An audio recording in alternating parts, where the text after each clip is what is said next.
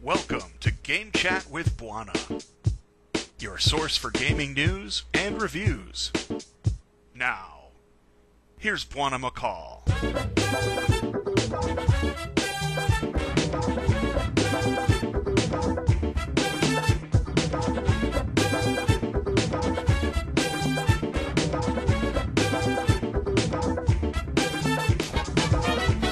Hey, this is Game Chat Bwana, episode 27.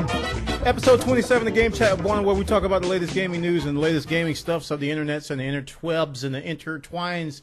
When we talk about gaming stuff, and you may be talking about Twitter, you may be talking about Facebook, you may be talking about the latest gadgets, but here on this particular podcast, we talk about gaming news at Game Chat with Bwana, and we do it every Monday night at about 8 o'clock p.m. Eastern Standard Time. It's about 8:10 right now. And we come together over at live.bwana.tv and at justin.tv/Bwana or at twitch.tv/Bwana and at derp.tv. No, I'm not even going to go there. But we had little technical difficulties and we got over them a little bit. So hopefully we won't have any more here at Game Chat with Bwana. And what we do here at Game Chat with Bwana is the following. We talk about derp gaming. And after the derp gaming is over, we continue to talk about more derp to herp. And you guys submit your derps to the forums. And I go, ooh, look at all these herps. And then we go through all those herps, and then all of a sudden we derp them out. And we have a podcast, and we call it the Herp Derp Show. At least that's how it happens in my brain. Probably not how you guys see it at all. But we're going to continue to talk about Game Chat with Bwana here at Game Chat with Bwana, because that's what we do here at Game Chat with Bwana. But before I do, let me talk about the Tech Podcast Network. If it's tech, it's here. Go over to techpodcast.com, and we are a great community of podcasters. We have all kinds of folks that do podcasting work, have a lot of different, I guess, takes on the whole podcasting scene. I think you'll find a wide variety of people that take different approaches. Like I use Wirecast. Some people use like Vidcaster, I think it's called, and some people use free tools, and some people just use homegrown stuff that they built from scratch. And, you know, we got all kinds of setups, different people from different areas to help you along with your podcast to get you started. So if you want to join this podcast community, go over to techpodcast.com and apply to become a member. We're growing and adding new members every single month or week. I forget how often we go through those applications. But also, if you're a listener and you just want to listen to great podcasts, come over there to techpodcast.com. You'll find a great selection of podcasts about everything tech and all that kind of tech good stuff right there. So check us out, guys. Techpodcast.com. We'll be happy to have you over there. So we're going to go on and talk about our first derp. Our first derp will be courtesy of Bethesda. And this hit the Twitter waves a few days ago. And it has to do with trademark law. And I know a lot of people who've been commenting on this. They talk about copyright law. And copyright and trademark aren't the same thing. So we got to get the two differences out of the way at first. Trademark is a little bit different. You trademark something, and you have to defend it. There is no choice. So if I were to say, I'm going to trademark derp, I go to the trademark process and then just fill out all the forms and everything, and I'm awarded a trademark for derp. So if someone comes along and they say, I'm going to come along and try to trademark something called herp derp, I'll go, ho, wait a minute. I've already trademarked derp.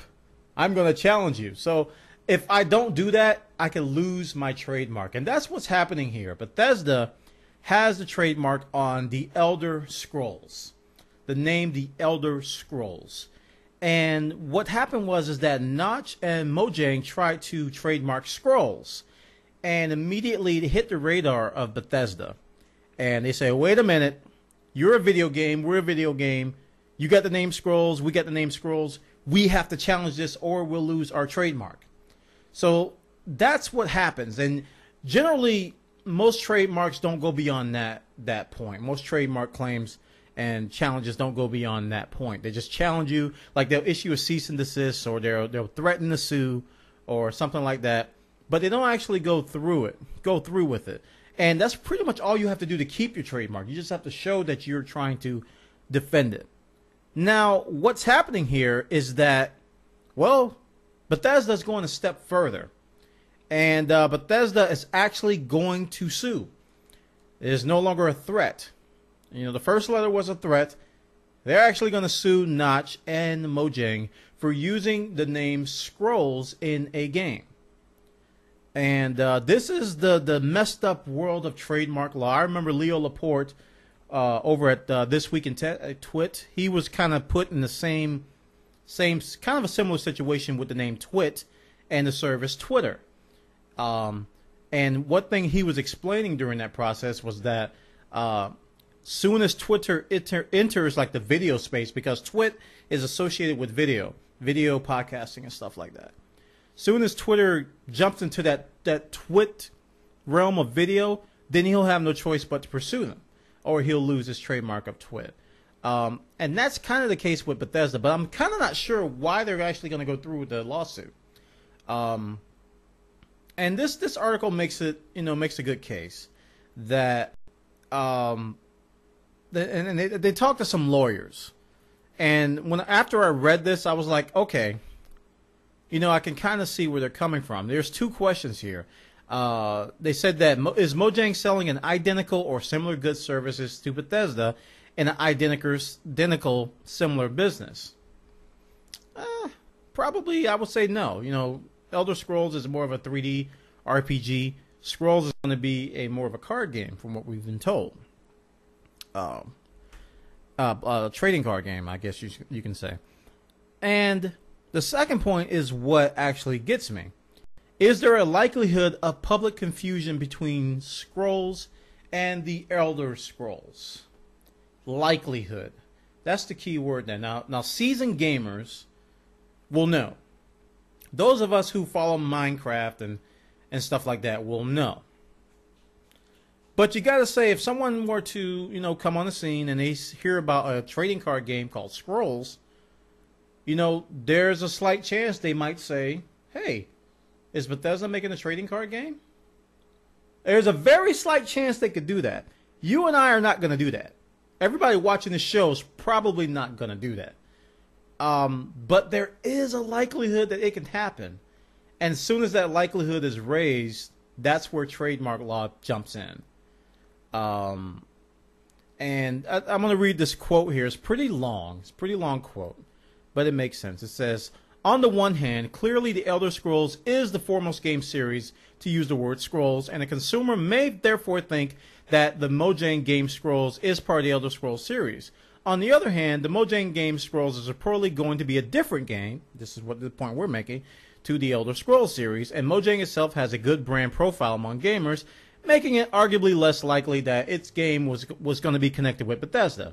Of course, right? Right. Then again, if you just look at the games themselves, both are fantasy themed. One first-person RPG, the other a card-playing game with RPG elements.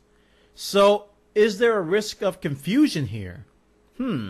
As you can see, it's far from a straightforward yes-no answer. So, it's not as black and white as it seems. There is that very slight gray area, and I think that's why they're taking them to court. So Gamer Law says that Mojang has three options at present: fight the claim, capitulate and change the game name, and agree to coexist with Bethesda, i.e. both use the name Scrolls, potentially in return for Mojang paying Bethesda for using their trademark. So I'm not sure what Notch and Mojang is going to do with regard to this Scrolls thing. But clearly, a lot of gamers are up in arms. We're not happy with this. A lot of gamers are blaming Bethesda, saying they're being stupid. You can't trademark a word. It just goes to show how broken current trademark laws are. The laws are not keeping up with the technology. And I think once, a lot of law reform is trying to be written, but they're kind of too vague in general, and we're fighting them. The whole deal with ISPs getting your records, and The whole idea behind you can't play, the 3 strikes law, where they were saying that you can't play videos of games and copyrighted material or you'll be convicted and go to jail. So it's just all these extremes that people are taking. And we can only hope that trademark law will actually grow and actually become something that's really reasonable. Because right now, in situations like this, Bethesda's in a spot where they have to sue. A lot of people don't realize that. They have no choice. They don't have to sue. They have to pursue them. But they do have a choice to not sue fully. That's the confusion I have. I don't think they should be suing. I think they should just issue a cease and desist and be done with it. But this is what's going on. We're going to be following this one. Check it out, guys. This is over on Rock, Paper, Shotgun. They got the details about Bethesda suing Mojang for the use of the name Scrolls. Oh, yeah. Scrolls.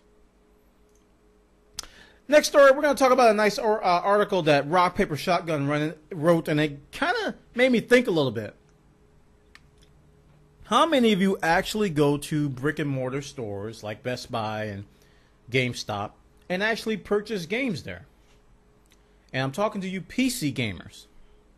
PC gamers. And I'll tell you, the last time I went to GameStop and asked for a PC game, I got the look. The look. It's like, you're what?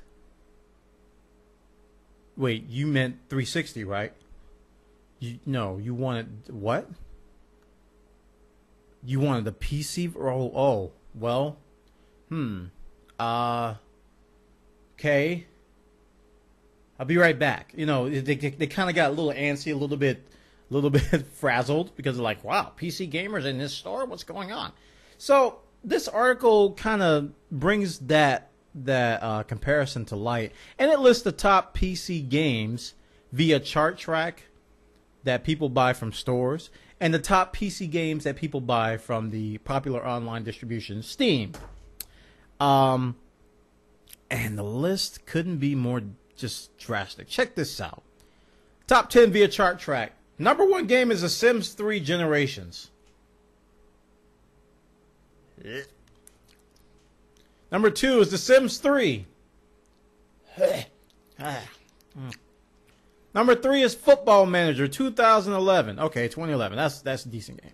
The Sims Medieval. The Sims 3 Late Night. So many Sims. Number 6 is Portal 2. Okay, agree with that one. Number 7, The Witcher 2 Assassins of Kings. All right. Then WoW, Cataclysm, Fable 3, and then Civilization 5. But the top 5 are Sims. So the people who play Sims apparently like buying from brick and mortar stores. Now, if we go down to Steam, Steam kind of fluctuates because they have sales, they have deals. And you can see from number 1, the QuakeCon pack. Oh, yeah, they just had the big sale because QuakeCon was this weekend, and that was like $400 and something worth of games for $70. So people like jumping on that. And then Elder Scrolls V, Skyrim, which is a pre-order. EYE, Divine Cybermancy. I think that EYE is supposed to be Eve, right? What's EYE? I feel stupid. Bwana has a dirt moment. What's EYE? I feel like Googling it because I've never heard of it. Pretty bad. Number 4 is Limbo. Limbo. We've been talking about Limbo a lot. Well, people have been talking to me about Limbo a lot. Number 5 is Rage. Rage! Number 6 is From Dust. Number 7 is Brink. Number 8 is Call of Duty Black Ops Annihilation Pack. Number 9 is Portal 2. And number 10 is Deus Ex. So, big difference, right? You see, like, the top 5. I was looking at the top 5. I'm like, wow.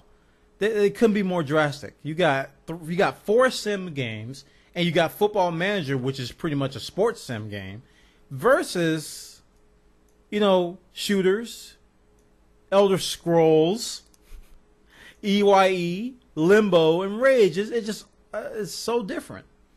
And looking at these lists, I'm like, I would probably buy the games in the top 5 of the Steam. So, maybe there's a kind of a way to profile gamers. If you're buying from Steam, you buy certain types of games. If you buy from brick and mortars, maybe you buy from another type of genre. This is a very interesting article because it got me thinking. I never thought about it this way. Because the last PC game I bought from a brick and mortar was...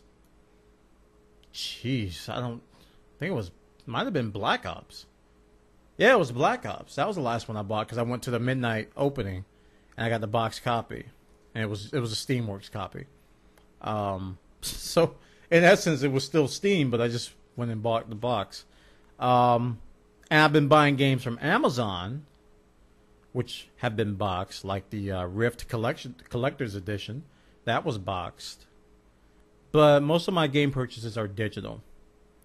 But this is a very interesting article, guys. Check it out. This is over on Rock, Paper, Shotgun. It gets you thinking about the differences in how, you know, people shop online versus in brick or mortars. Top PC games, Steam versus shops.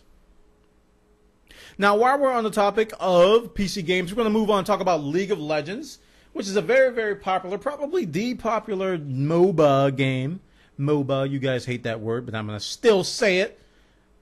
Number one MOBA game out there, I gotta say, it's very popular. It is a fun game. If you played it, you know what I'm talking about. If you haven't played it, you know, but it's not for everyone. Definitely not for everyone. It's a very slow type of gameplay. You know, some matches go like 40 minutes to 50 minutes, even over an hour. And there's a gradual build-up, so you kind of need some patience. And I think that's why they came out with this new game mode here called Dominion. League of Legends is going to come out with a Dominion gameplay mode, which is supposedly going to cater to those of you who are impatient, who don't like the long matches. They claim that the matches shouldn't take more than 20 minutes, that there's going to be lots of action right from the get-go. There's not going to be that slow-paced gameplay that you've seen before. Dominion is basically going to be a capture-the-point map.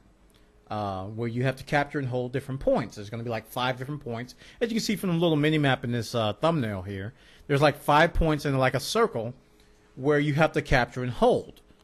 And apparently the dynamics of the game are going to be very, very, you know, good in that you can come back at any time. Whereas in the typical Summoner's Rift maps, you kind of know when you're going to lose very early. It's like 20 minutes into the game. You're like, well, we're behind. We're going to lose. It's going to take a miracle. But check out this video that they posted today. They posted a preview video and they posted a behind-the-scenes video today. The behind-the-scenes video gives a little bit more insight as to what's going on with the game. Also, you know, what's happening with the whole, just the process behind developing it. And they talk about how many man-hours they put into it and how many people are behind it. And one little nugget that they dropped was that they're going to introduce like a quest-like option where you can go and get these side quests, and it may tell you to like capture and hold the bottom 2 points, kind of to put a little twist on it, and maybe you'll get some bonuses out of that. So check it out, guys. I mean, League of Legends is arguably pretty unbalanced. Some of the heroes are very, very powerful. Some are still being worked on, and my fear with this Dominion game mode is that it's going to expose these imbalances a lot more. Whereas in Summoner's Rift, you know, they were kind of masked.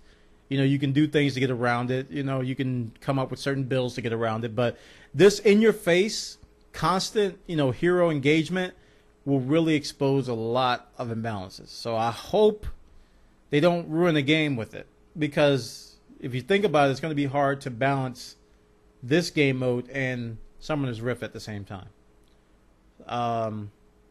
That's my opinion, my uninformed, non-developer opinion.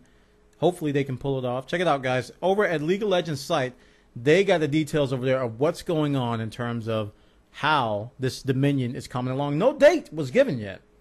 No date was given.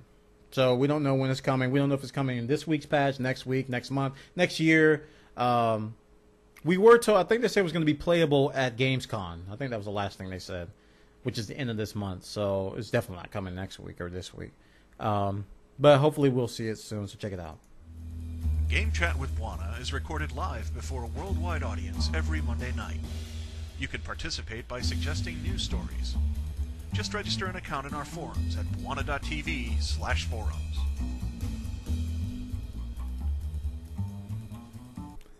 All right, we're going to move on to our next story. And, man, there's been a lot of controversy. There's been a lot of controversy in gaming news. And this is no different. This is no different. EA versus Valve. EA versus Valve. And there's been a lot of things happening here, in case you haven't been following it. What I've linked to here is a great editorial at Ars Technica about it. Apparently, you know, we talked about Battlefield 3 being removed from Steam. I think a couple shows ago, we talked about how EA came out with the list of digital distribution sites, and Steam was missing. And we're like, uh-oh, something's afoot. So since then, all kinds of information has come out. The latest that I have heard, and I'm going to explain it. If I'm wrong, I'm wrong. But the latest that I've heard is that Valve, you guys remember when Valve introduced a bunch of free-to-play games to Steam? It was like Champions Online, a whole bunch of other free-to-play games popped up. When they introduced all these free-to-play games, they updated their terms of service. And this was very recent. This was like in the last 6 months. Hasn't been that long. They updated their terms of service to state that in order to be listed on Steam, all of your downloadable DLC, all of your patches, all of the things that are required for the game must go through Steam. And that was a change. It didn't used to be that way. I mean, we bought games on Game for Windows Live that had their own patchers, and even with games like Mass Effect, you would go to Cerebrus, and if Dragon Age, you would have to go through some other things to find the DLC outside of Steam. But as of that change, Steam is now requiring these games to funnel their DLC and their patches through the Steam platform. Apparently, EA does not want to do that. EA does not want to do that. They want to control the entire patch process. They want to control the entire DLC process.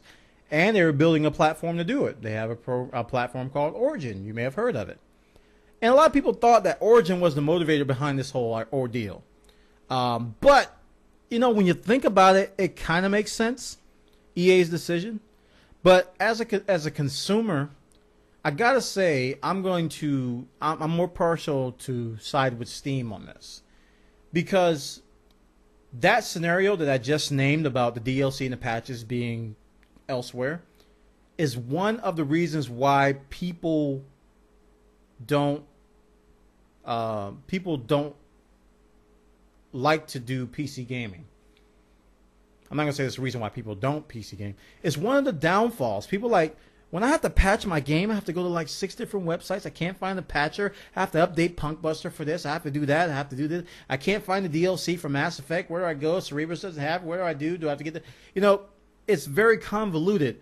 Steam came around way back in the early 2000s and slowly has made that process very easy. I'm spoiled by it. I'm so spoiled. I don't worry about patching my games because I buy a majority of my games on Steam. The patches just happen. You're just playing. You're like, oh, another TF2 patch. Heh. You know, whereas in the past, you'd have to go to the website, download the installer, blah, blah, blah, blah, blah. You know, and there'd be 10 different mirrors, and somebody would try to make a virus-filled one. And, you know, there's a lot of headaches. Same with DLC. So Steam service has made that easy. And this editorial here talks about a very important point. It talks about the notion of good faith with customers and good standing with customers. Because EA has a bad reputation when it comes to these areas. They have a bad reputation, and I named a couple, Dragon Age and Mass Effect. They haven't done it very well in the past. And people, I mean, Steam is much more widely accepted now than it was in the past. How people are complaining about Origin now was how people complained about Steam when it first came out. So they argue, and I'm gonna find a quote here.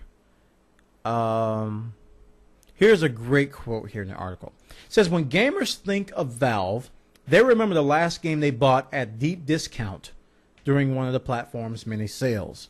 They think of all the friends they have on the platform and the games they've been given or have gifted to others. They meet up with people online to play games because they know people will be on Steam when they want to play. Now, when gamers think of EA, they remember fighting with redemption codes to get their Dragon Age content or having to set up another account to play a game online. They think of DRM. EA can make well-reasoned arguments about why it won't put up with Valve's DLC requirements all day long, and it won't matter. The company has not put in the legwork to make friends with the PC gaming community. And that's why I linked this article, because that's a great point. I mean, we can argue all day about who has control over DLC, who has control over the patches, Valve, you don't want them to have control over everything. EA's like, we want to protect our business. We want to have direct communication with our customers. But at the end of the day, it's about trust. It's all about trust. And that's why you see people posting on forums, adding comments, even to this thread, that I'm not going to buy the game unless it's on Steam. If it's not on Steam, I'm not going to buy it, because they have that implicit trust with Valve. I'm not among that camp. I've already bought games from Direct to Drive, from Amazon's download service. I'm taking chances by doing that, but I do it. But some people have that implicit trust, and they will not buy a game unless it's on Steam. So that's what EA has to fight against. And if they're going to try to take down Modern Warfare 3, they don't need stuff like this holding them back, because that's potential sales gone. But I just wanted to bring that up because this editorial really brought up that great point. Because, I mean, a lot of people are blaming EA for it.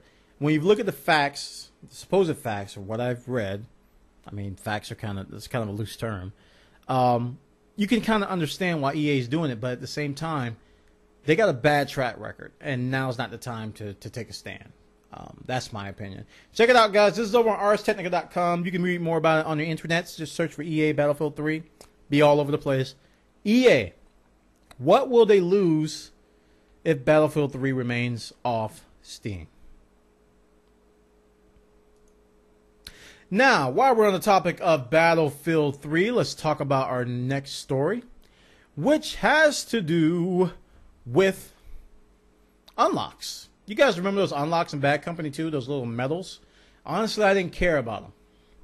But apparently, Battlefield 3 is going to have 10 times the unlocks as Bad Company 2. They according to the Battle blog, the quote that they said was, years worth of unlocks and rewards. And what they're going to do is that they're going to add a bunch of different unlocks and a bunch of different achievements that require like some crazy stuff. I don't have, let's see, maybe I should open the archive here. I'm going to regret this, but oh, my birthday. I was born January 1st, 1912. Oh, I'm very old. Okay. So years worth of unlocks and rewards in Battlefield 3. And they gave some examples. They said you'll be rewarded for skill. They have some list of some of the sample medals here. You'll get rewarded for winning rounds and things like that. And it said, here it is, service stars challenge the hardcore. Basically, the ultimate bragging right would be, let's see, getting your first service star will be a major achievement, but keep playing. You'll be eligible for further promotion by getting service stars added to your weapon skill badge, blah, blah, blah, blah, blah. And I'm trying to remember where it is. Service stars, where did they explain that? Basically, they're going to be some outlandish achievements. Some things that are going to take a long time. You can think of them as kind of prestigious in terms of time played. They're going to take a long time to get. And apparently, this is the ultimate bragging right would be for a player to be awarded with the rank of colonel with 100 service stars attached, to have all 100 stars in all weapons, kits, and vehicles. Getting there will be a massive task. Consider that a challenge. And apparently they talk about the customization and other types of unlocks. But, you know, what they're doing is that they're making it to where it's going to have lasting appeal, because Battlefield 2 lasted a long, long, long time. And they really want to build Battlefield 3 to last just as long, if not longer. So check this out, guys. This is over on joystick.com. They got the details over there about how Battlefield 3 apparently will have 10 times the unlocks as Bad Company 2. Now, we were talking about Steam earlier. And we joke about this all the time. All the time. Every time you install a Steam game that requires DirectX, it makes you reinstall it. And it's so funny. It's like, oh, I didn't need DirectX again. Thank you, Steam. Thank you very much. So they, meaning Rock Paper Shotgun, they wrote an article and they got a quote from a software engineer on Steam, and he responded to a forum post as to why DirectX is needed every time. It says, this is not a matter of making sure your overall DirectX install is being up to date. Microsoft has a helper library, blah, blah, blah. They call it D3DX.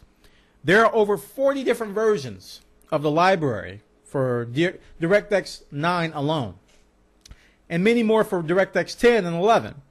Each game that uses the DirectX or D3DX helper is linked to a specific version. I didn't know that. I actually didn't know that. As such, the game must run the correct Direct3D installer version that it was specifically compiled with to ensure the binaries exist. Even if a later version of the binary is already installed, that version cannot be used. And even if your DirectX install is up to date because you've run a more recent version of the installer, that is not guaranteed to have installed all the previous versions. Even worse, if a version is installed for x86, it doesn't guarantee the same version will be installed for the 64-bit. So 64-bit and 32-bit games may need to run the exact same installer version, but targeting different platforms. In other words, it's a giant mess. Now think back to John Carmack, who called DirectX just a triumph of gaming achievement. He called it the best thing since sliced toast with bacon and eggs and all kinds of cheesy toppings and grits on the side. Oh, that John Carmack, he said DirectX was his wife. He would have kids with DirectX. He would call little Jimmy Direct, little Susie Direct, and little Tommy X. Together they will be a DirectX family. Yes, it will be grand, said John Carmack. This is a mess. 40 different versions just for DirectX 9 alone. Just for DirectX 9 alone. And there's more for 10 and 11. So every game you install is going to need a specific version that it was compiled for. That's why it's got to install. So don't cancel that DirectX installer, guys. When you install a new Steam game, a lot of people are tempted to say, I already have DirectX. Why are you making me install DirectX again? Silly Steam, you don't test your software. Click, cancel. 2 days later, I am going to sue you guys. I downloaded Skyrim and it does not work on my computer. You told me it would work on my computer. You said it would work without problem. Signed, Angry Gamer 6637. So don't cancel. Don't be that angry gamer who has to write the long letter, guys. Check it out. Why Steam makes you... I learned something. I learned something from this. Why Steam makes you reinstall DirectX. I'm not going to cancel it. You guys should need it. So check it out. There are details over there. Next story. You'll be happy to know that Mass Effect can be played with your friends once that third installment drops. So check this story out on PlayStationLifestyle.net. Apparently, Mass Effect will feature some form of multiplayer. Wow. This has been confirmed via the latest issue of Xbox World 360 magazine, which has a feature On the multiplayer mode, that will be featured in Mass Effect 3. It will debut at Gamescom.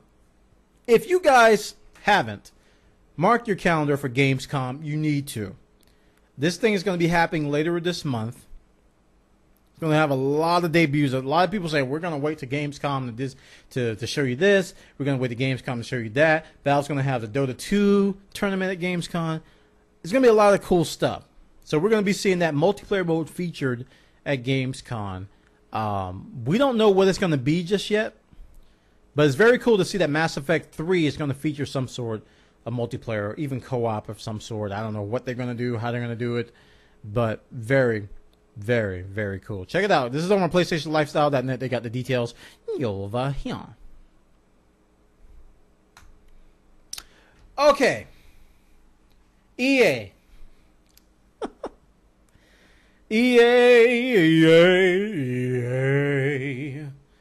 EA. Wow. So remember that Steam story I was talking about earlier, and how, they have their own service called Origin?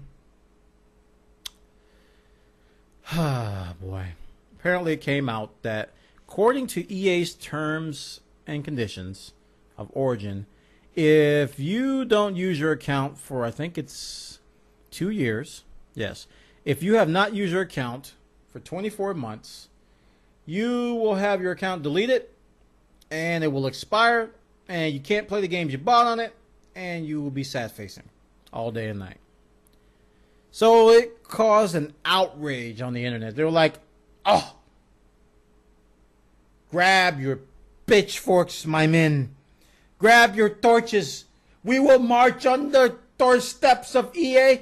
We will show them that nobody can take our Origin accounts after 2 years. We will kill them all with our screaming. Origin. But then EA came out and said, well, guys, we were just kidding.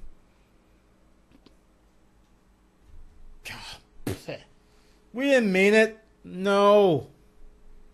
Nah, we didn't mean it. This is all legal speak. We're not going to delete your accounts if you're inactive for 2 years. Nah. Nah, this is just for those people that are going to abuse the system. Yeah, this is a sort of a clause to prevent people from abusing the system, and yes. Ooh, look, a puppy. You've forgotten, haven't you? Look at the puppy. Look at the shiny little I don't even know what to think about this.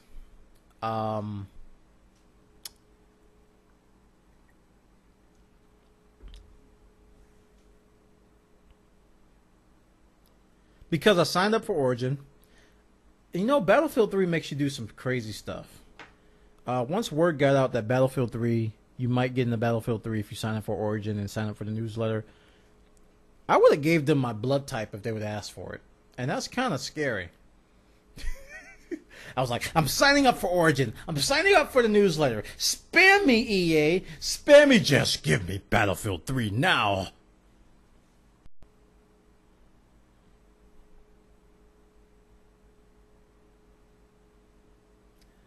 I haven't bought any games on there yet, but I did sign up. And I pre-ordered Battlefield 3 on Origin. And I actually pre-ordered, I think, before this story came out. And I don't foresee myself being inactive on there for 2 years, but just the possibility of them doing that's kind of scary. Because those of us who have Steam accounts know that once you invest in the platform, you can the dollar amounts can really add up. You can easily spend over $500 before you know it.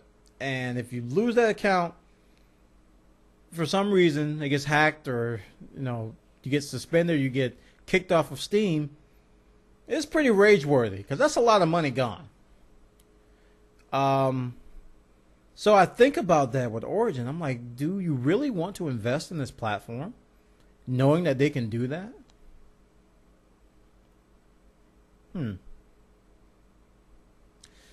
Gets you thinking, doesn't it? But EA promises they won't do it. Trust us. Check it out, guys. Over on Escapist Magazine, they got the details over there about EA is definitely not going to steal your DLC and throw it in the trash and forever 224 months. Please support Game Chat with Bwana by turning off your ad-blocking software.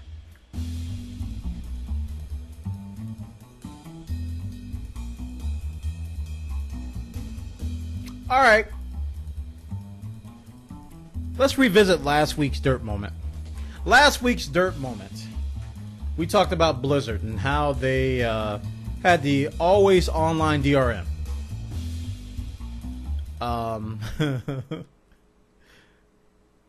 I found this hilarious. Blizzard was like, problem? What's the problem? Blizzard doesn't understand why we're up in arms about the connection requirement. They don't get it. They're like, why? What's wrong with you guys? Here's a quote. Internally, I don't think always on DRM ever actually came up when we talked about how we wanted connections to operate. Things that came up were always around the feature set, the sanctity of the actual game systems like your characters. You're guaranteeing that there are no hacks, no dupes. All of these things were points of discussion, but the whole copy protection piracy thing, that's not really entering into why we want to do it.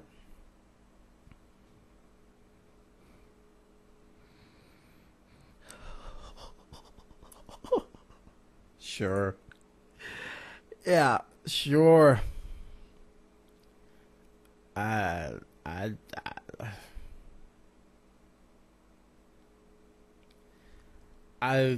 did my, you know,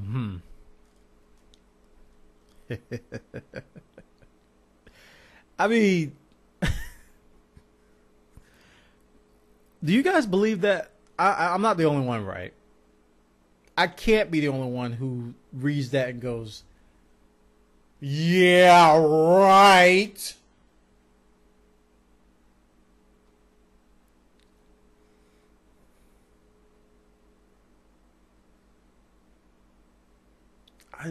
And we talked about this last week, so I'm not going to spend too much time on it, but this is their response. They don't understand the problem. We never really even talked about piracy or DRM.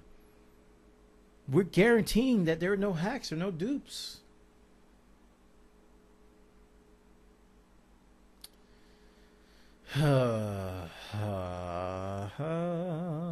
Check it out, guys. This is over on joystick.com. I'm not going to spend a lot of time on it. That's their reaction. You guys don't... I'm looking at the chat room. You guys don't...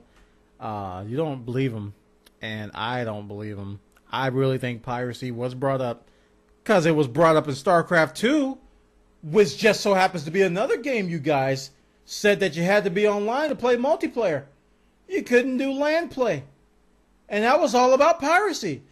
You mean to tell me in Diablo 3 that discussion never came up? Because you're going to have a multiplayer component of Diablo 3?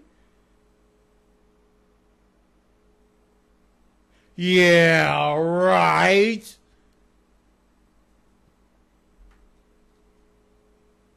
Joystick has the details. Check them out. Speaking of that other Blizzard game, everybody's on the free-to-play kick. Why? Everybody's going free-to-play crazy. He's like, oh my goodness, we're going to make a game. We're going to make it free-to-play? Oh, okay. Oh, we're not going to talk about piracy, but are we going to make it free-to-play? I don't know.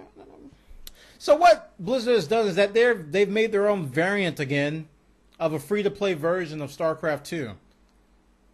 They've taken what they did in World of Warcraft and kind of brought it to StarCraft 2 in kind of an unlimited demo fashion, which is kind of a variant of free-to-play. You can get by with this forever. Whereas the demo before was timed. This does have a multiplayer component, but there are severe limitations. Let's talk about some of them. The first one is that the new value, you can only play the first four levels of the campaign, which is not bad at all. First 4 levels are actually pretty good. You can do the first 2 challenges. And you can play unlimited games in custom and single player versus the AI. But you only can play as the Terran race. And you're limited to only 4 maps. So it only requires that you have a Battle.net account, download the game, and play it for free. It's called the StarCraft 2 Starter Edition. And it's serving as a gateway drug. So yeah, they're taking their demos. They did the same thing for WoW. WoW had the 10-day trial, and they kind of made it unlimited with a 20 level cap. And they're doing a similar thing here with the StarCraft 2 demo. I think it had a 2-day. It was so many gameplay or so many hours limitation on it, and they're going to make it unlimited with limitations. So check it out, guys. This is a trend. Companies want you to try their games for free. Back in my day, we just called them demos, but they're getting fancy now with it. So StarCraft 2 Starter Edition, check it out. Joystick has the details over there. Now we're going to shift gears to some console news. I never talk about consoles. Now we're going to talk about Rage. And this will make you Xbox 360 users probably rage. The Rage install is going to take up to 22 gigabytes on your Xbox 360. 22 gigabytes.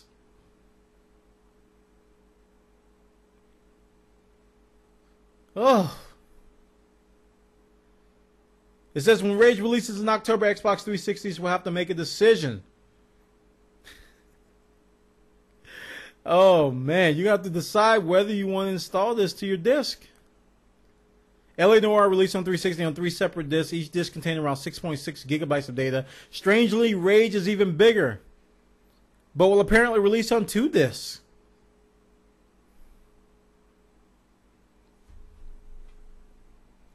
You know, I took physics.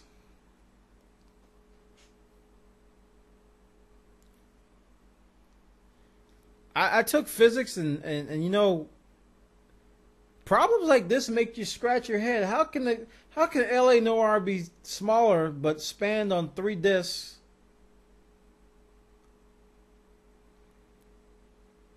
I'm thinking about types of data. Maybe video didn't compress as well as okay, we're gonna leave that one alone. On the 360, we don't have a partial install option. It's all or nothing, which is kind of unfortunate. He said that during the QuakeCon keynote. QuakeCon was this past weekend, in case you guys didn't know. It means you have to install 21 or 22 gigabytes of stuff, which takes a long time. So you 360 users, you might want to consider, you know, updating that PC, because ID Games, you know, they've been notoriously PC developers. And this is kind of an example of, you know, of maybe they didn't consider 360 storage capacity and the media when they designed Rage.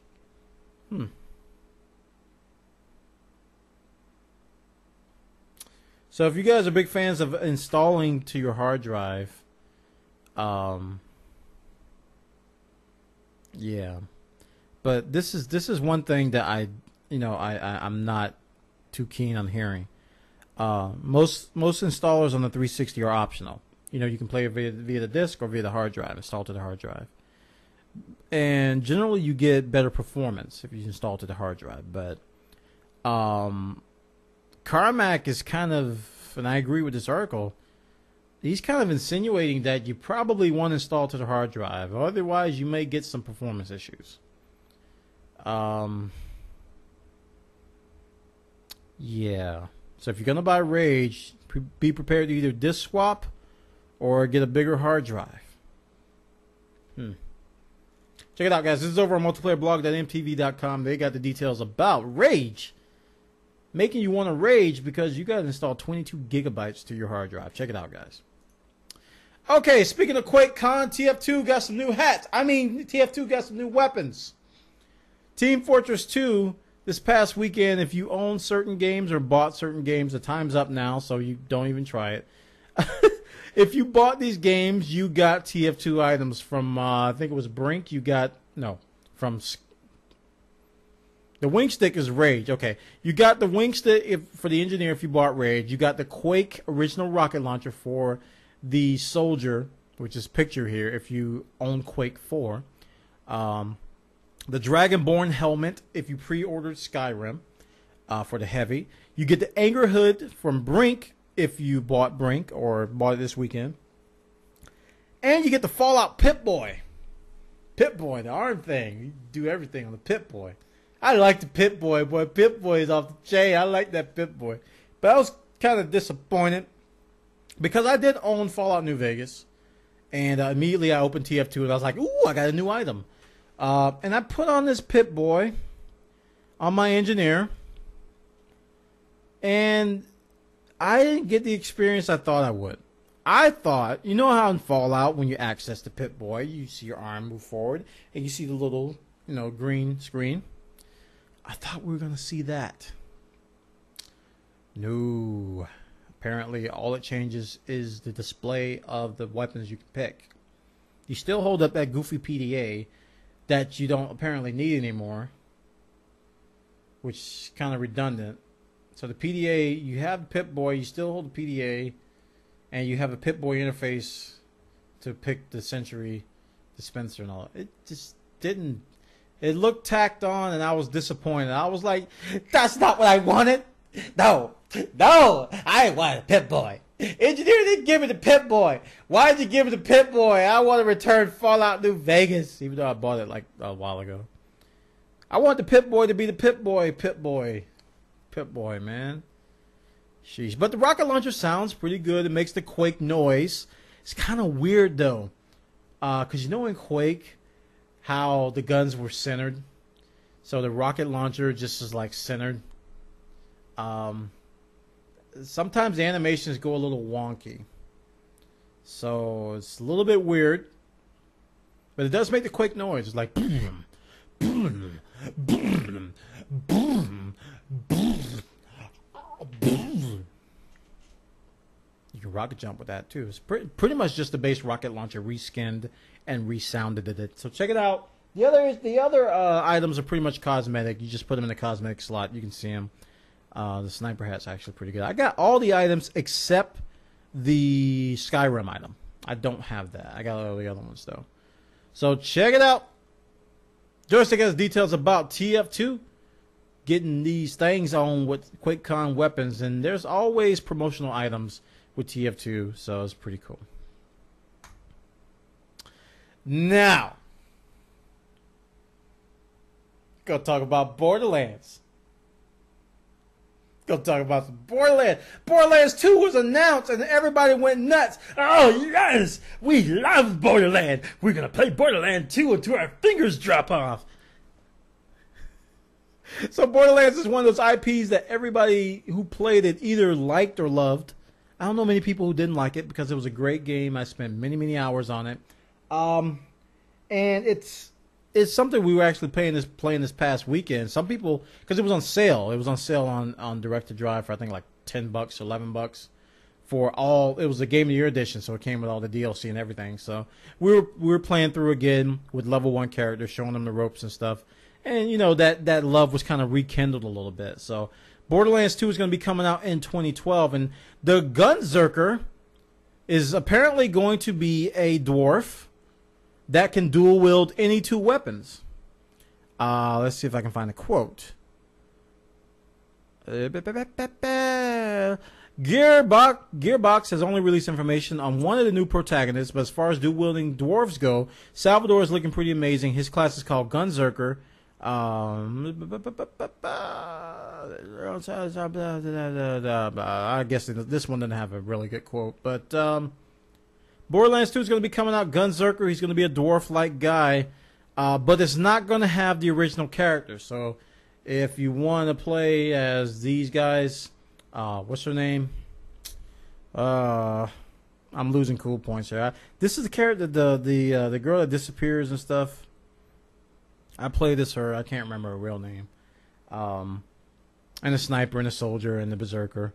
Not Siren. I want to know her real name. That was a class. Lilith. That's her name. Lilith. Yeah, I played as Lilith, and yeah, she was pretty fun. But they're not going to be back. Apparently, there's going to be new people, new classes in Borderlands 2. Apparently, there's going to be claptraps. So if you love the claptraps, come on, get down. Come on. If you like that, Borderlands 2 is going to have the claptraps as well. Happy news, guys. Glad to see Borderlands 2 coming back to our PCs, PS3s, and Xbox 360s. But here's what I'm hoping, because Borderlands was a prime example of how not to do a PC port. Please do the dialogues right. Please design the dialogues for PC gamers. Please don't give us freaking Xbox buttons on PC freaking dialogues. Make the game for PC.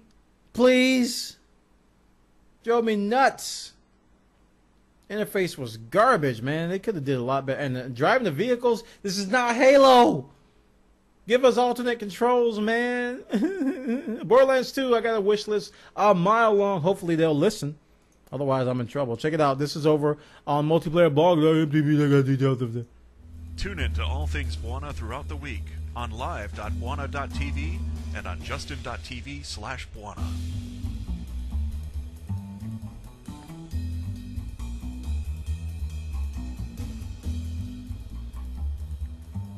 Oh, okay. We're going to talk about the next story. Apparently, Nolan North, notoriously known for the voice of Nathan Drake, is going to be in Batman Arkham City. And he's going to play the Penguin. I was like, I think about Penguin, I think of, I'll get you, Batman. I don't think of Nathan Drake.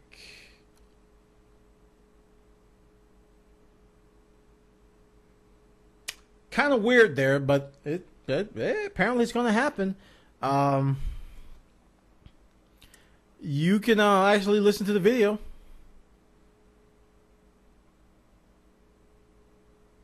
Rockstar's marketing game manager Dax Ginn revealed in an interview with CVG, breaking down the various villains that you'll be pummeling as bats come October.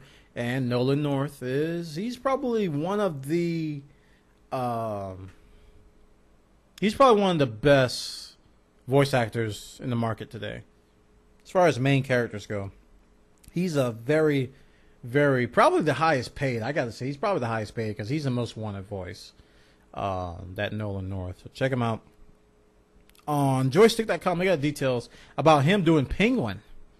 You gotta watch the video. Okay. 600,000 gamer score. Would you be proud of that on your Xbox 360 if you surpass 600,000? Would you brag to your friends about that? Dude, guess what? What? Got some great news. What? Did you get that promotion? Nah. Oh, did you ask your girlfriend to marry her? Nah. Oh, you got that new car you wanted? Nah. What is it? Dude, I just passed 600,000 on my gamer score. I wouldn't be proud of that. That's kind of a lot. And he had 500,000 over 9 months ago.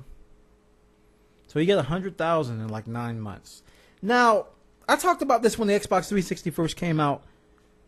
The gamer score addiction makes you play games you hate. And that's where Microsoft is genius. You play games you hate. You're like, oh, this is awful. Ooh, achievement. This same game sucks. I can't stand it. Why would they even? Ooh, achievement. Oh gosh, this is dumb. Why am I playing this stupid game? Oh, why would they? This is so. Ooh, achievement. Oh, it's genius. Because people buy and or rent these terrible games for gamer points.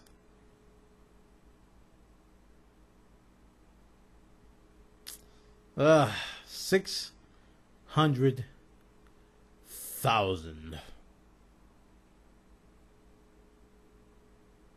600,000. And this does happen. People do that. They won't admit it, but they do it. They definitely do it. Check it out, guys. This is over on Joystick. They got details about this top Gamerscore crossing. 600,000. Got it. 600,000 Gamerscore. Okay, on to the area of bad news. Square-Enix is suffering. They're hemorrhaging. Oh my goodness. Sell. Square-Enix profits down 62%. Youch! Youch! That is so much money. And their reason behind it is that they did it because they didn't release any games in that quarter. I'd say that's a pretty good reason. Got nothing to sell. Nothing new, at least. Oh boy, in a quarter without major title releases, profits and sales were lower compared to previous year. We're focusing all our efforts on rebuilding the group businesses during the current fiscal year, business speak, toward generating substantial earnings and itemizing and substantializing and strategizing our continuums and addendums. I don't know. What the heck is he talking about? But Square Enix has been dropping the ball. The ball. I like to see what this ball looks like when people drop it. I wonder if it bounces or is like a bowling ball and just falls on their foot or something. You gotta wonder. Oh boy. Final Fantasy 13 sequel, I think it's X2 or X13-2, is slated for an early 2012 release, and Deus Ex Human Revolution is coming up soon. High-profile titles like Tomb Raider Reboot, Hitman Absolution give little reason to doubt that the publisher will see profit rises in the future. But I gotta say, man, I don't know how long they can take these hits. Final Fantasy 14 was a huge blunder. I'm pretty sure Final Fantasy 14 is a big contributor to profit losses and just hemorrhaging in the company, just money losses, not really profit losses, but just overhead costs, because that game's still not out. It's still not out. It's still in this weird beta-like state. PS3 still hasn't seen it. Final Fantasy 13, while it did perform well, I don't know. They're not looking good. Square Enix used to be one of my favorite companies, man. In terms of the games they put out, I didn't like the way they did things, but wow, 62%. Check it out, guys. This is over on PlayStation Lifestyle.net. They got the details over there. And our final story, while we're on the fail train, well, the PlayStation Vita will probably not be out this year. Yep, PlayStation Vita was supposed to be out this holiday season, and according to this report, it won't be out.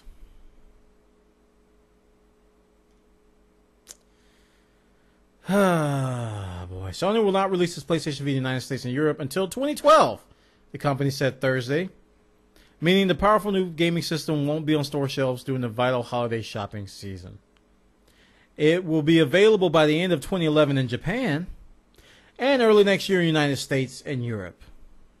So they're going to hook up Japan, but United States and Europe won't get it this year. Yep, so those of you who can't wait will probably buy imports. Those of you who were waiting on it because you were disappointed with the 3DS, you're probably upset because you probably were saving money to buy it this holiday season. But you're going to have to wait. I don't know if it's going to be March. Who knows? Who knows? And that concludes all of my stories. All of my stories for now that I have. And we're going to move on to the stories that you guys have actually submitted. Game Chat with Bwana is recorded live before a worldwide audience every Monday night. You can participate by suggesting news stories. Just register an account in our forums at bwana.tv/forums. All right. So we're going to go to user submitted stories, and I'm going to make this bigger. And there's quite a few. You guys have submitted a lot of stories, and wow, we're at an hour and 17 minutes-ish. Okay. First set of links are going to come from Sarams. From Sarams, Left 4 Dead 2 Blood Harvest DLC to launch after 60K achievements unlock.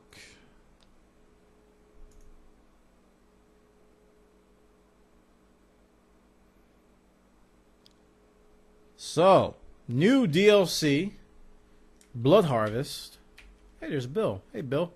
Left 4 Dead 2 Blood Harvest DLC to launch after 60K achievements unlock.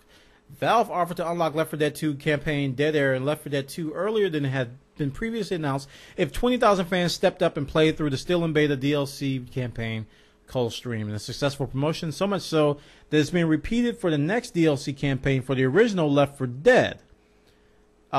This article headline is broken. That should not be 2. This Blood Harvest DLC should be for Left 4 Dead 1. That's why I was a little bit confused why they were showing Bill. The release date will be determined by the fans, with the beta version unlocking the next weekday after 60,000 people unlock the Connecting Flights achievement, which is earned by playing through the entire Dead Air campaign in Versus mode. So if you guys are into Left 4 Dead, you want to contribute to getting this DLC out early, go and play the Dead Air campaign in Versus mode and get that achievement. Once it hits 60K, then they're going to release the DLC the next weekday after that. Check it out. Thanks for the link. Left 4 Dead safe houses are popping up in the UK.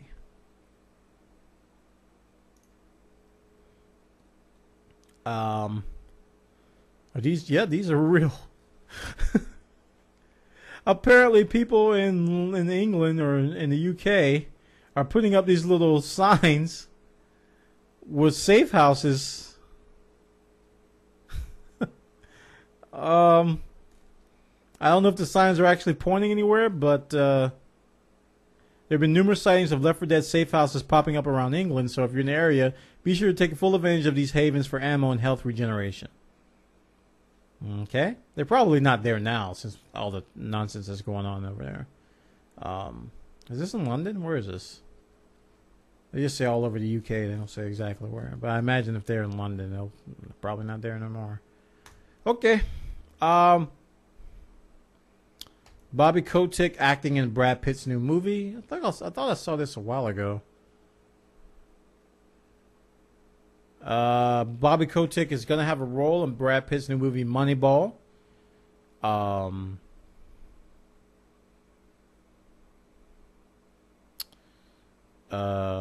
So apparently they were having dinner, quote unquote dinner. They were talking about Moneyball. He asked him a little bit about the owner's psychology and what it would be like. And I started reading his script, and I said, I really think the words don't capture how an owner would react to this part of the conversation. And apparently that was enough to land him a role. So, yeah. Kotick's going to be in the movie. So if you want to hate on him, don't buy the movie. We love to hate Bobby. Next story, the Raid documentary now free to watch for 72 hours on Gamebreaker TV. And we caught some of this on, we were in Mumble, and this popped up on Gamebreaker's Twitch TV channel. Catch the Raid. Not Catch the Raid. The Raid is a documentary about MMORPG players. Directed by gamer Kevin Johnson. He basically followed a guild through, just typical raiding. Interview players on the psyche, what they're thinking, what they're doing, the characteristics of each player, the whole personalities you have to deal with, the legitimacy of just gaming in general. It was a pretty decent documentary, but certain parts made me ashamed. I was like, oh man, I play MMOs, but I am not like that. There was some pretty extreme moments where you just go, wow, gamers actually do that? Apparently they do. But it's a pretty good documentary. I think you should watch it. It is worth watching, whether you agree with it or not. So you can check it out. It should be still streaming on Game Breaker Stream. But it is going to be available to purchase. You'll be able to buy a DVD, I believe, on Amazon. I'm trying to remember what he said on the stream. You can buy the DVD on Amazon. And also you can, it's going to be in high def, I think, on iTunes. I think he said once it hits iTunes, it'll be in high definition. So that's the raid. Thanks for that link. Okay. Technifin, EA to buy Mojang Notch not for sale. I think I saw Notch tweet about this that it wasn't accurate. But apparently EA looked to buy Mojang, Notch said no. But Notch tweeted, and I hope they linked to that tweet in here, that some things were inaccurate. Let's see a Twitter. Nope.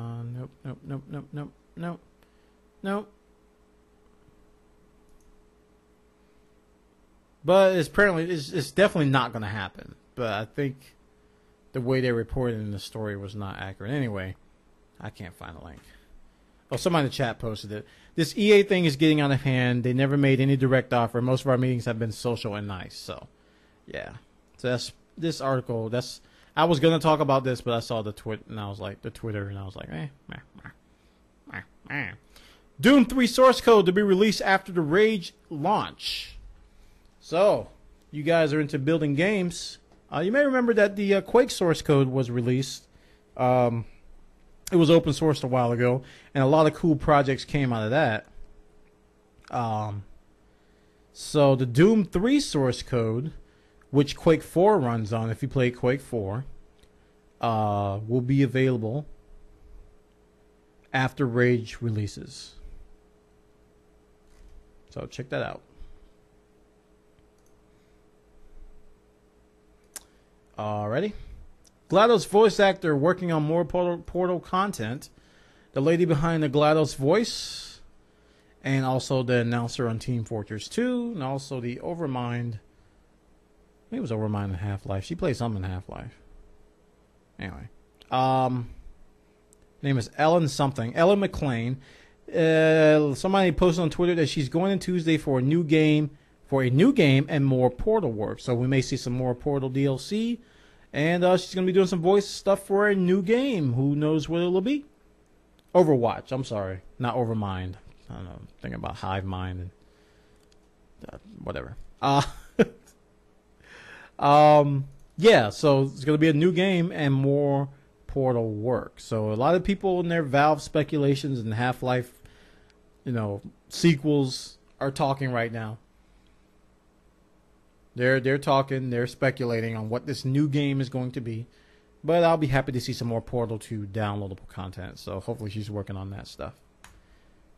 Thanks for that link. Hackers give Commodore 64 USB capabilities.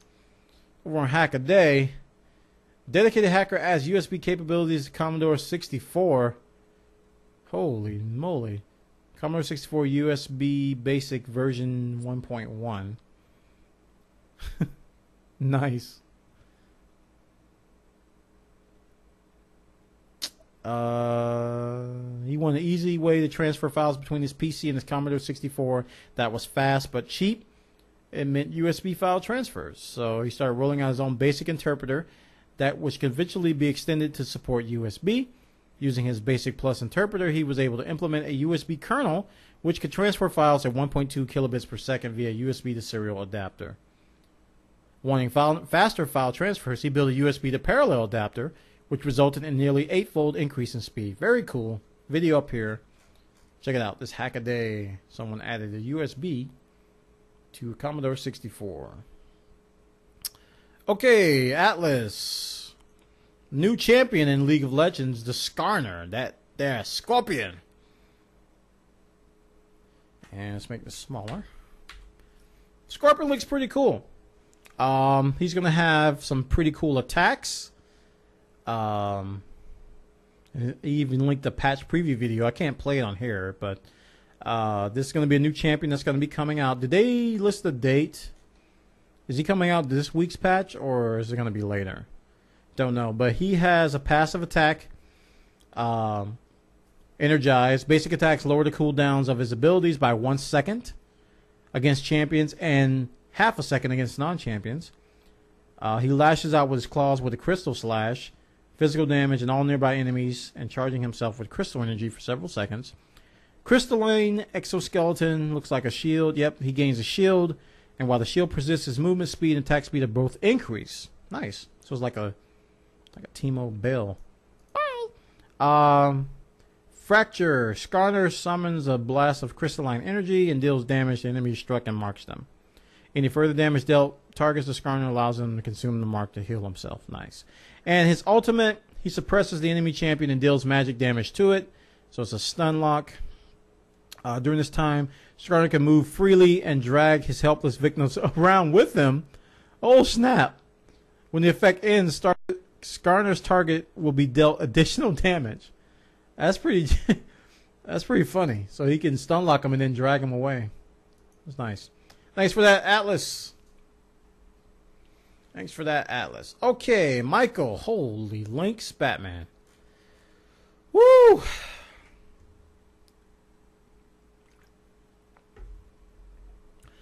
Gears of War 3 devs working on new IP.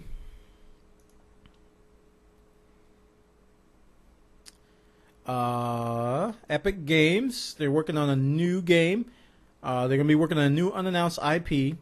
No details about the project other than its expected use of the Unreal Engine. Okay. Pretty cool. Hopefully they'll reveal something at Gamescom. So we can look forward to a new IP. And looks like, I don't know if it's going to be exclusive or not. They didn't mention it in here. But 360 does need another exclusive title, so hopefully for the 360 they'll be exclusive. North Korea employing game hackers. I think I read this. Apparently they're employing some gold farmers to make money. This is the real money trading we were talking about, which sucks in Diablo. Apparently North Korea is making money from it, where they go into Lineage and actually sell real in-game items for real money. Automated 24-hour farming operations. Most people use bots. Some people have real people. But brought in $6 million. $6 million. So it's a very lucrative business. So North Korea is taking advantage of that. Sony under pressure to drop the Vita price.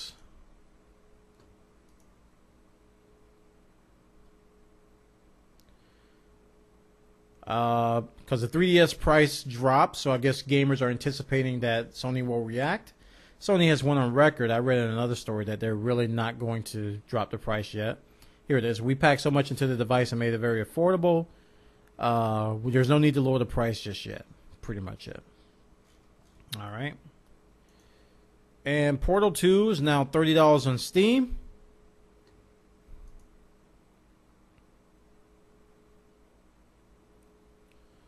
Portal 2 is now on Steam for $30. Is this permanent?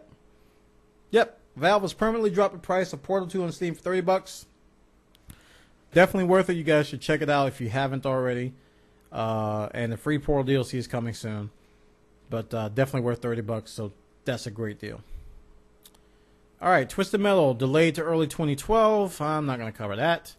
Sony 3 HDTV bundles drops Resistance. Not going to cover that.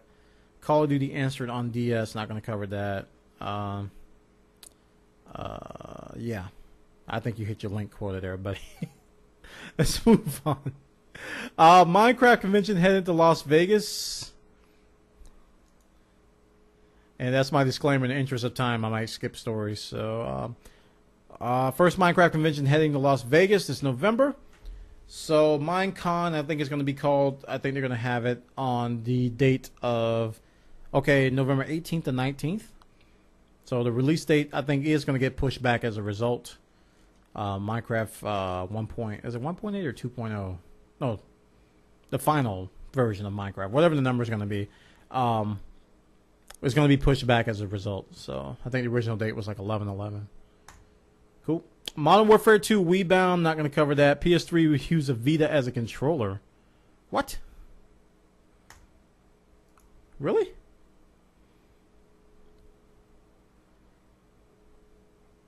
The ability for Sony's upcoming Vita to function as a PS3 controller was revealed. That's pretty interesting. The Vita PS3 compatibility is very similar to the way the Game Boy Advance and Nintendo GameCube could be used in tandem. Huh.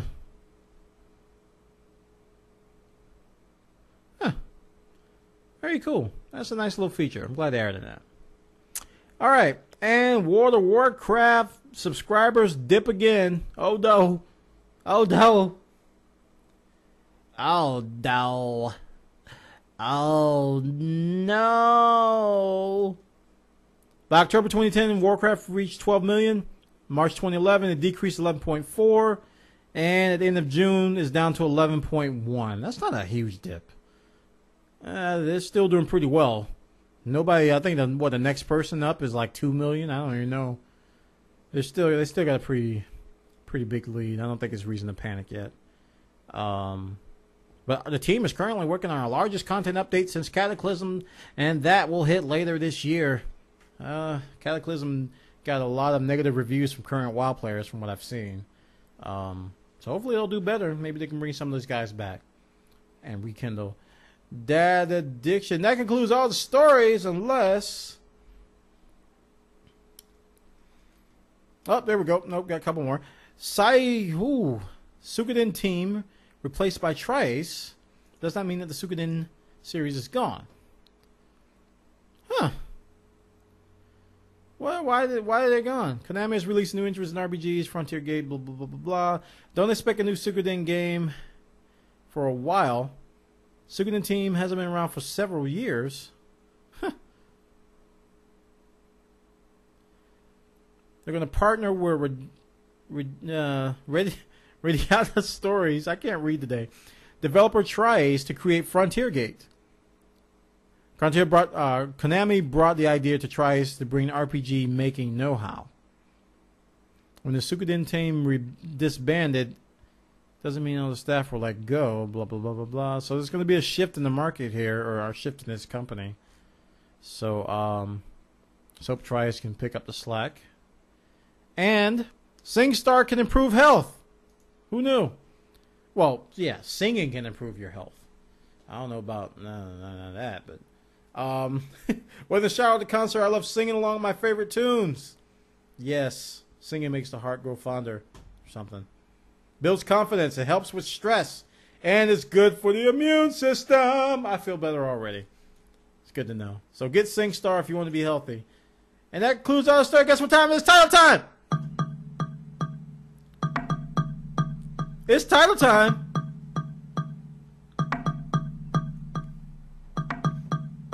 You guys submit your titles.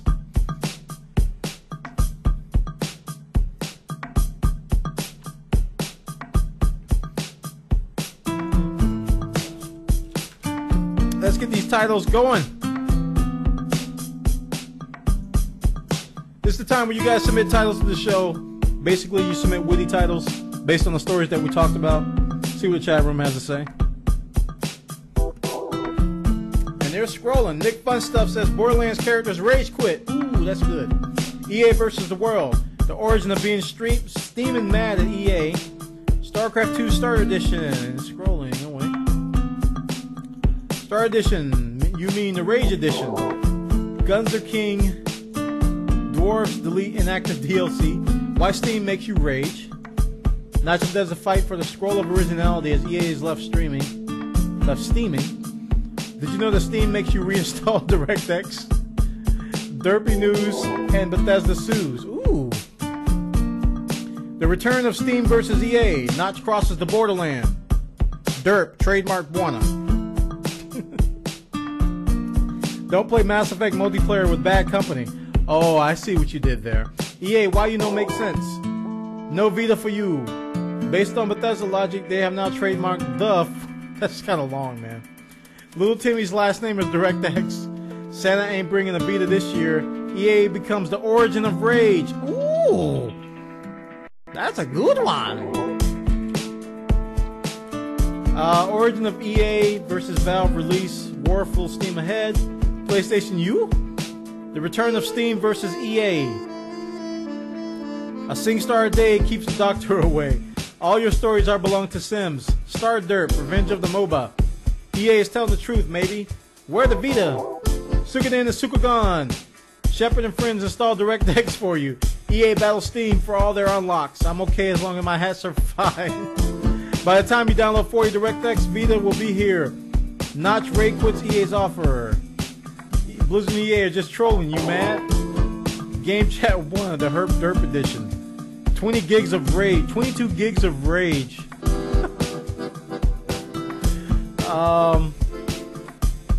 Achievement unlocked. Oh, I give up. Steam is the origin of all problems. Valve less than EA. We have no hacks. Arf, arf. Arf, arf. Episode 27, trademark. Blizzard responds. Problem? Okay, let's pick some good ones. I already copied a couple of them. Alright, so I'm going to do... I might be able to get 4 out of these. Bobby Goes Hollywood. The Fight Night Live, Value versus EA. Shepard's friends want to go against the Battlefield 3.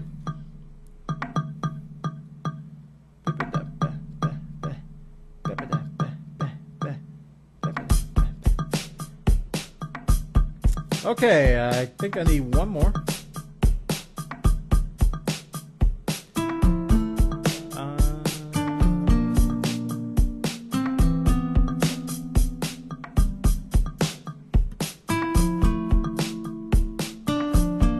Alright, let's just do 3. We'll do 3. I'm gonna paste them in the chat.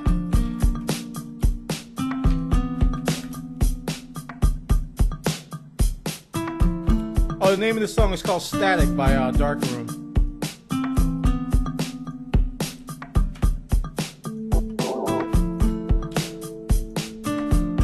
Static by Darkroom is a free track. You can download it from CC Mixter. There you go.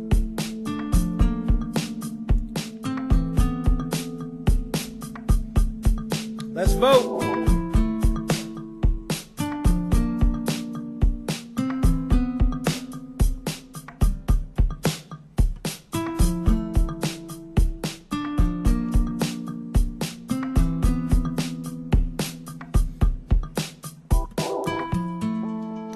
And we can see the numbers fly by. Just type in the number. The bot's tallying up the results automatically. You can only have to vote once. Get that title in there.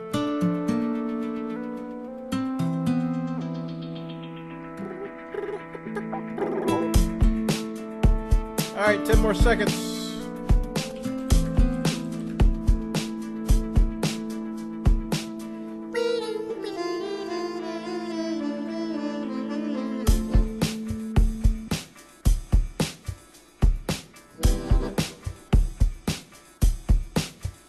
And the results are as follows. And some such.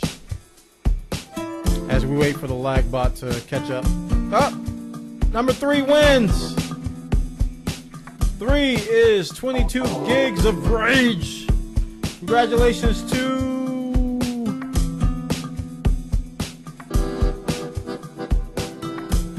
Who did that? 22 gigs of rage was by...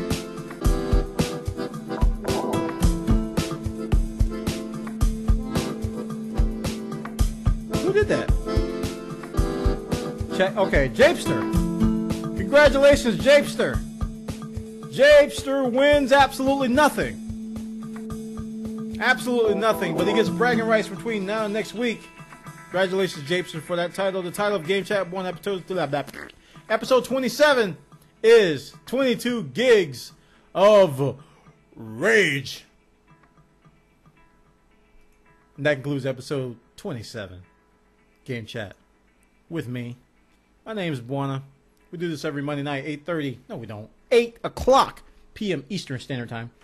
And we talk about the latest gaming news. And hope you guys enjoy the show. Be sure to subscribe to my YouTube channel at youtube.com/iobuffa. And also, you can subscribe via Bwana.tv if you don't want to use YouTube. Just go to that website, Bwana.tv. You'll see all the videos. Also, you need to sign up for our forum. Go to Bwana.tv/forum and sign up for our forum. Great stuff over there. We submit our links that way. We talk about game news. We talk about tech news. Come on by. Got a huge Minecraft section. People talking about stuff. Just great community. Also, follow my channel here at twitch.tv, twitch.tv/Bwana. I do live streaming of video games. Those of you watch me on YouTube, you may notice like clips. Those are just from my live session. And they're pretty dynamic. You know, I don't rehearse them. There's no production. I just play games. And we do it every now and then. I got a loose schedule down there.